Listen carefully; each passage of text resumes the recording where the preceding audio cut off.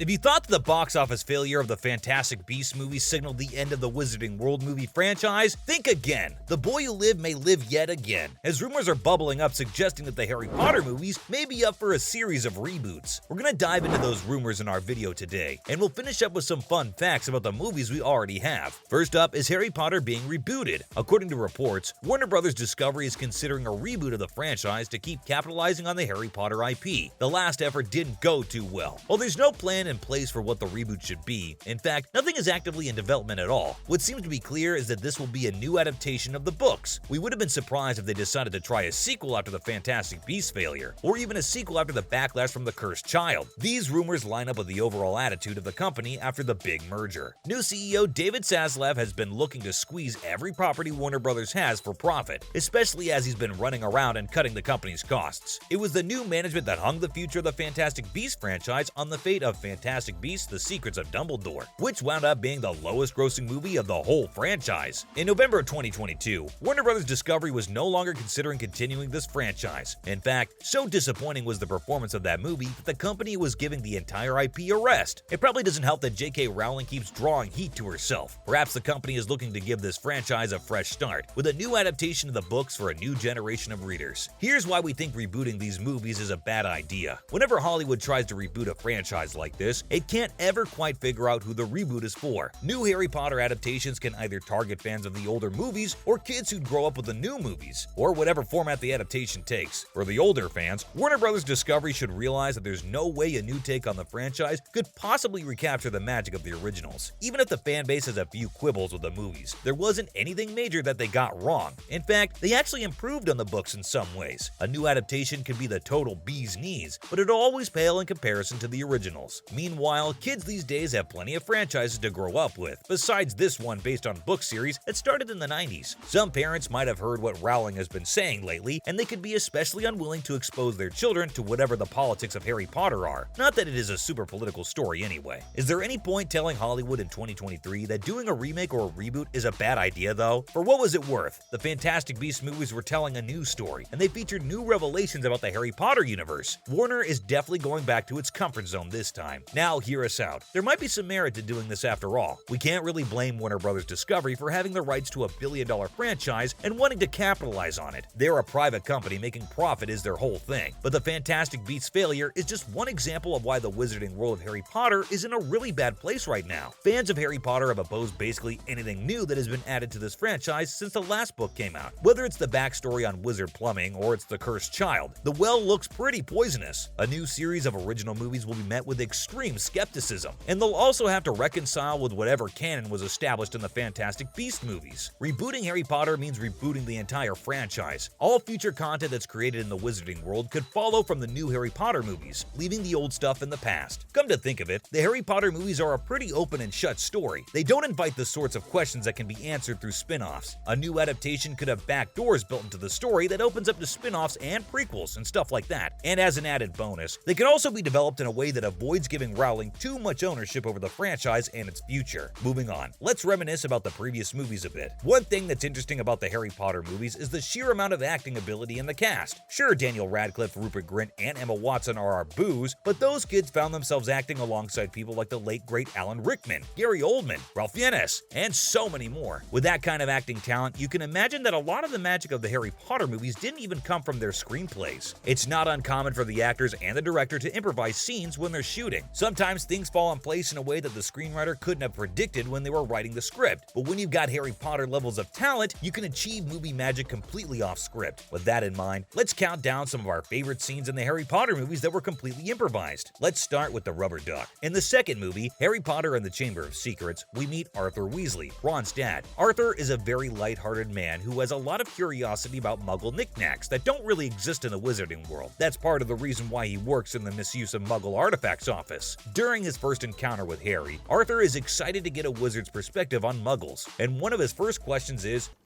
"What exactly is the function of a rubber duck?" Oh, What exactly is the function of a rubber duck? The question befuddles Harry, and that wasn't an acting choice from Daniel. At the 2016 Leviosa event, Percy Weasley's actor, Chris Rankin, explained that Arthur kept asking Harry random questions during rehearsals to keep Daniel on his toes. Among 13 to 14 takes, the one with the rubber duck is the one that ended up making it into the final cut. Jumping ahead a couple of movies, we have Hermione's diss on Ron from Order of the Phoenix. A subplot of the movie is Harry's relationship with Cho Chang, which seems to be driven more by teenage hormones than anything else. In Order of the Phoenix, the two of them share their first kiss, which also happens to be Harry's first in life. Naturally, he runs off to tell the boys about it. By that, we mean Ron and Hermione. It's clear by this point that Hermione is the more emotionally mature one of the trio, and she helps Harry work through his own feelings, as well as Cho's, while explaining the constellation of emotions that Cho might have been experiencing. Ron says that there's no way someone could feel so many things at once. Hermione, following the script so far, disses him by comparing his emotional range to a teaspoon. A person couldn't feel all that. It'd explode. Just because you've got the emotional range of a teaspoon.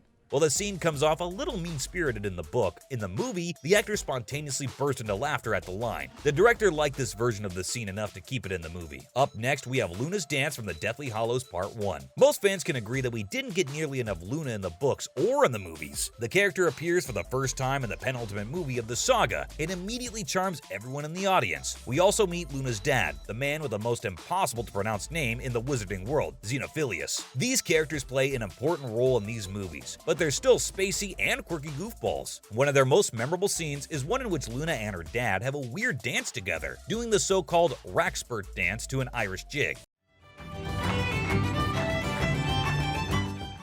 Supposedly, the choreography for the movie couldn't figure out what sort of dance they should be doing, and so the actors came up with something completely random on their own. The funny thing about this is that when Luna's actor, Ivana Lynch, later competed in Dancing with the Stars, her partner Kyo Matsepi joked that they'd be incorporating parts of the Rackspurt dance into their routine. He said he turned it into an amazing move, though we never quite got to see it. Finally, we gotta have Draco's weird hug with Voldemort from Part 2 of the finale. The death of Harry Potter in the climax of the final movie was a massive turning point in the entire story. We get a couple of moments in the Hogwarts courtyard where everyone thinks Harry is dead and Voldemort thinks he's won. That scene supposedly took like 30 to 40 times to get it right, and Ralph Fiennes really got into it. There's a part in the scene where Draco Malfoy walks over to Voldemort to signify that he's on the side of the Death Eaters. The way the scene was supposed to be done, Tom Felton would walk past Draco slowly, keeping his distance from Voldemort and being kinda scared of the villain. Ralph would try something different to terrify Tom each time. In one take, Ralph took his unpredictability really far by holding out his arms, inviting Draco for a hug. Staying in character, Tom went over to Voldy and allowed himself to be wrapped in his embrace. A strange scene for strange circumstances. That scene proved to be powerful in its unusualness, and it's a great example of great actors who can take a good scene and make it even better just through their presence at the moment. That's it for today's video. Are you on board with a Harry Potter reboot? What should Warner Bros. Discovery do differently to give it a fighting chance of being successful? And what are your favorite improvised scenes from the Harry Potter movies? Let us know in the comment section below. And don't forget to like, share, and subscribe.